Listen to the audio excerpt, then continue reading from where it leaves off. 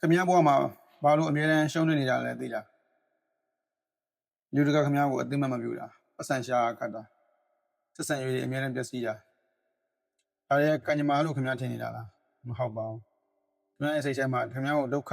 ပေးနေတဲ့လူတယောက်ရှိနေလို့ပါပဲငါကအဲ့ဒီဟန်သူကိုမမြင်အောင်ဒါပေမဲ့သူကတော့ခင်ဗျားရဲ့ဆုံးဖြတ်ချက်တိုင်းကိုနောက်ွယ်ကနေကြိုးကိုင်နိုင်တယ်ဗီဒီယိုဆက်ကြည့်ဖို့ခင်ဗျားသိရှိရလား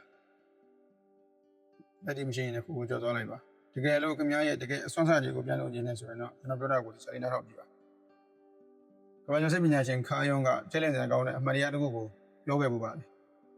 တက်ရှိတွေကသူတို့ရဲ့တကယ်အခြေခံအုတ်မြစ်တွေဖြစ်တဲ့မသိစိတ်ကပြတ်တောက်သွားပြီဆိုရင်ဖြစ်တည်မှုအားလုံးမလွတ်မသွေပျက်စီးသွားမှာပဲလို့သူကပြောခဲ့တယ်ခုခင်ဗျားတို့ကျွန်တော်တို့နေထိုင်နေတဲ့ခေတ်ကြီးကအဲ့ဒီတိုင်းဖြစ်နေပါပြီဒီပညာကိုဆွဲလန်းစွာသုံးနေတာတွေကိုယ့်ရဲ့ပုံရိပ်တွေနဲ့လူမှုရေးအသိမှတ်ပြုမှုတွေမှာပဲအာရုံစိုက်နေတာအောင်မြင်မှုကြော်ကြောမှုလူရတွေပေါ့ဒါပေမဲ့ဘာသာရေးသဘာဝတရားတွေစတဲ့အရာတွေနဲ့အလန်းဝန်းနေတာကြောင့်ကျွန်တော်တို့ခေတ်သစ်လူသားတွေမသိစိတ်ကအန်နေရှိလောက်အောင်ပြတ်တောက်နေပါတယ်။မြန်ဆုံးမချက်ချတိုင်းကိုယ်တိုင်ရွေးချယ်လို့ထင်တယ်လား။စိုက်ခီဆိုတာစိတ်ထဲမှာဖြစ်ပျက်နေသမျှအများအရာအလုံးကအတွင်းလောကလာတာပဲဖြစ်ပါတယ်။ခါယုံကစိတ်ပိုင်းကိုအဓိကနှစ်ပိုင်းခွဲပြီးရပါတယ်။ဒါတွေကတော့သိစိတ်နဲ့မသိစိတ်တို့ပဲဖြစ်ပါတယ်။အခုနားလည်ဖို့အတွက်မောင်နေတဲ့အစိမ်မြင့်ထက်မှာဟိုဒီလှည့်ထိုးနေတဲ့မိမောင်တို့နဲ့ဥပမာပေးနိုင်ပါတယ်။မိမောင်ကအသိစိတ်ကိုကိုစားပြုပြီးစင်မြင့်ကြီးတစ်ခုလုံးကတော့စိတ်တစ်ခုလုံးကိုကိုစားပြုပါတယ်။အဲ့ဒီမိမောင်ကစိတ်ထဲအကြောင်းအရာတစ်ခုကိုသွားပြီးအလင်းပြလိုက်တဲ့အခါအဲ့ဒါကသိစိတ်ထဲရောက်လာပါတယ်။မိမောင်ကတခြားတစ်ဖက်ကိုယူသွားတဲ့အခါမှာတော့အဲ့ဒါဟာမသိစိတ်အမောင်လူတွေကိုပြင်ရောက်သွားတာပါပဲ။တကယ်အမှန်တရားကတော့ကျွန်တော်တို့ရဲ့စိတ်ပိုင်းအများစုဟာမသိစိတ်ရဲ့အခြေအနေမှာပဲရှိနေကြတာပါ။သိစိတ်ဆိုတာဘလောက်ပဲကြပြတ်ပါစေမသိစိတ်ဆိုတဲ့စဝိုင်းကြီးချက်ကစဝိုင်းသေးသေးလေးတစ်ခုဒါမှမဟုတ်ပင်လယ်ပြင်ကြီးချက်ကကျွန်းလေးတစ်ခုလိုအများကြီးရှိနေမှာပါ။ပုံပြီးနိုင်တဲ့အချက်ကသိစိတ်ဆိုတာနောက်ပိုင်းမှပေါ်လာတဲ့အဖြစ်အပျက်တစ်ခုပါ။အသိစိတ်တွေကမှသိစိတ်ဆိုတော့ထွက်ပေါ်လာတာပါ။သိစိတ်ကကျွန်တော်တို့ရဲ့ဗီဇအတိုင်းပဲလှုပ်ဆောင်တတ်တဲ့သိစံဘဝကနေတန်တရားဝင်နိုင်တဲ့မိကွန်းထုတ်နိုင်တဲ့ပြန်လည်ဆင်ခြင်နိုင်တဲ့မျိုးစိတ်တစ်ခုဖြစ်တောင်းလဲပေးခဲ့ပါတယ်။ဒါပေမဲ့အဲ့ဒီအတွက်ပြည့်စက်ရတာကတော့ကပါပဲ။ကျွန်တော်တို့ဟာဗီဇရဲ့လမ်းညွှန်မှုကလွဲဖက်လိုက်တာနဲ့တောင်းညွှန်ခြင်းစိုးရိမ်ခြင်းဒီလိုရာတွေကိုကျွန်တော်တို့ကြုံရပါတယ်။သိစိတ်ကကျွန်တော်တို့ကိုနာကျင်မှုတွေခံစားအောင်လုပ်တာမသိစိတ်ရဲ့စွမ်းအားတွေကိုစတင်အသုံးချဖို့ခင်ဗျာပထမဆုံးခြေလှမ်းကတော့ကိုမနှင်းမှုစရာကောင်းတယ်လို့ယူဆပြီးဖိနှိပ်ထားတဲ့ကိုယ့်ရဲ့မသိစိတ်တွေကစိတ်ပိုင်းတွေကိုအလင်းပြဖို့ဖြစ်ပါတယ်။ကိုယ့်ရဲ့အားနည်းချက်တွေဆရာကြီးဆိုးတွေညီကြရေးပါဝင်နေတဲ့စိတ်ပိုင်းကိုခါယုံကကိုယ့်ရဲ့ကိုယ်သွေးတွေကအရေးလို့အမိပေးခဲ့ပါတယ်။လူများစုကသူတို့ရဲ့အရေးကိုသိမြင်နားလည်ဖို့ဆိုရင်ရိုးသားစွာကိုပြန်လဲဆင်ခြင်ဖို့လိုပါတယ်။ကျွန်တော်တို့ဟာကိုထင်သလောက်ကိုကျင်တရားကောင်းမွန်နေတာမဟုတ်ဘူးဆိုတာကိုလက်ခံဖို့ပထမဆုံးတတိရှိရပါမယ်။ဒါအများစုကတော့ကိုယ့်ရဲ့အားနည်းချက်တွေကိုဆက်ပြီးညှင်းပယ်နေတတ်ကြပါတယ်။သတိထားပါ။ကိုယ်အားနည်းချက်ကိုညှင်းပယ်နေုံနဲ့ဒီပြစ်တွေကပြောင်းမသွားပါဘူး။အဲ့ဒီစားသူတို့ဟာကျွန်တော်တို့ရဲ့ထင်ချက်မှုပြင်ပကနေကျွန်တော်တို့ကိုဒုက္ခပေးအောင်ပါ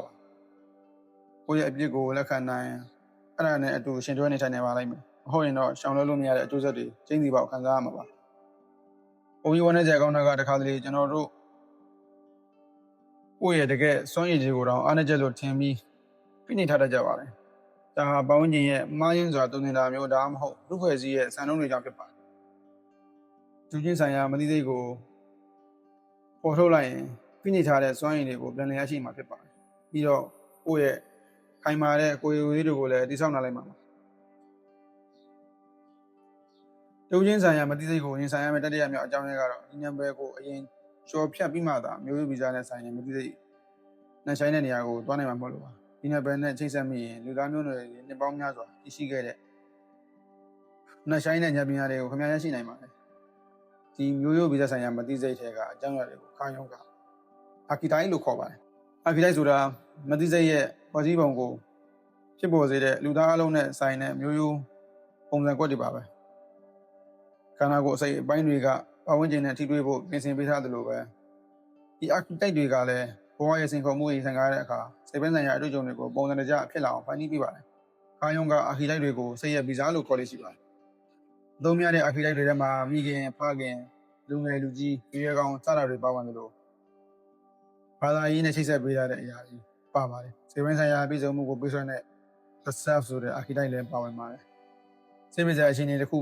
ကြုံလာတဲ့အခါမှာမသိစိတ်ထဲကနေအဲ့ဒီအခြေအနေနဲ့ကိုက်ညီတဲ့ archetype တစ်ခုထွက်ပေါ်လာပါတယ်ဒီ archetype သိစိတ်ထဲရောက်လာတဲ့အခါမှာတော့အဲ့ဒါကိုထိုးထွင်းသိမြင်မှုဒါမှမဟုတ်ဝါကဲတင်မဲ့အကြံဉာဏ်လို့ကျွန်တော်တို့ခံစားရပါတယ်ဒီလောက်အစွမ်းရှိရဲ့မသိစိတ်နဲ့ကျွန်တော်တို့ဘယ်လိုချိတ်ဆက်မလဲမသိစိတ်နဲ့ချိတ်ဆက်ဖို့အကောင်းဆုံးနည်းလမ်းတစ်ခုကတော့အိမ်မက်ပဲဖြစ်ပါတယ်ကျွန်တော်တို့အိပ်ပျော်နေချိန်မှာသိစိတ်ကအားနေသွားပြီးမသိစိတ်က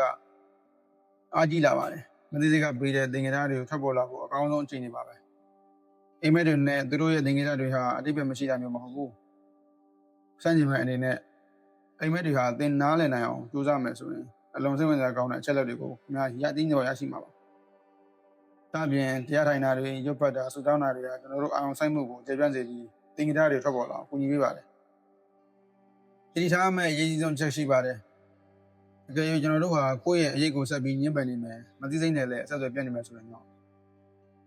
ကိုဟာစိတ်တပံဆိုင်ရာသေးသိမ့်တဲ့လူသားတယောက်အဖြစ်နဲ့ပဲကြံရိတ်ခတ်မှာပိုပြီးစိုးရင်ကောင်းတာကတော့လူဖွဲ့စည်းတစ်ခုလုံးဒီလိုမျိုးမသိစိတ်နဲ့ကင်းကွာလာပြီဆိုရင်ဒီလူဖွဲ့စည်းဟာပျက်စီးဖို့လမ်းစာဖြစ်ပါတယ်ဘာလို့လဲဆိုတော့အာခီတိုက်ပုံစံတွေကအကောင်းမွန်တဲ့ဘက်ကနေသုံးမချနိုင်တာကြောင့်သူတို့ဟာဖျက်ဆီးလို့တဲ့ဘက်ကနေထွက်ပေါ်လာတတ်လို့ပါပဲအဲဒီကနေလည်းစစ်ပွဲတွေအစိုးရပြုံလိုက်ညှဉ်းပန်းသိမ်းဆည်းမှုတွေစေပင်းဆိုင်ရာကာယောဂါတွေဖြစ်ပွားနိုင်ပါတယ်မသိစိတ်နဲ့ထိတွေ့လိုက်ရတာဟာအသိကိုပြောင်းလဲစေပါတယ်မျိုးပြီးတဲ့ဆိုင်ရာမသိစိတ်နဲ့ထိတွေ့ရင်တော့ပိုတော့ပြောင်းလဲသွားအောင်ပါသင်ဟာအရင်ကလိုမျိုးဒီမျိုး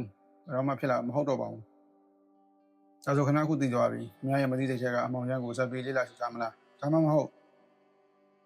အဲ့လိုရင်ဆိုင်ပြီးကိုယ့်ရဲ့တကယ်စွမ်းစားတွေကိုပြန်လဲရယူမလားသူချေကောင်ကခဏလက်ထက်မှာပဲရှိပါတယ်အဲ့မှတ်ထားပါခင်ဗျားဆက်ပြီးရှောင်ပြေးနေသူရဲ့ခင်ဗျားရဲ့ဘောဟာအခြားသူတွေရဲ့ကစားစရာအယုတ်တစ်ခုအဖြစ်နဲ့ပဲတည်ဆောင်သွားပါလိမ့်မယ်ဒီလိုဖြစ်ပခံနိုင်မှုဆိုရင်အခုပဲ comment မှာ our mastermind share လို့ရေးခဲ့ပါခုပဲမျက်နှာဖုံးကိုခွာချလိုက်ပါတော့ cheers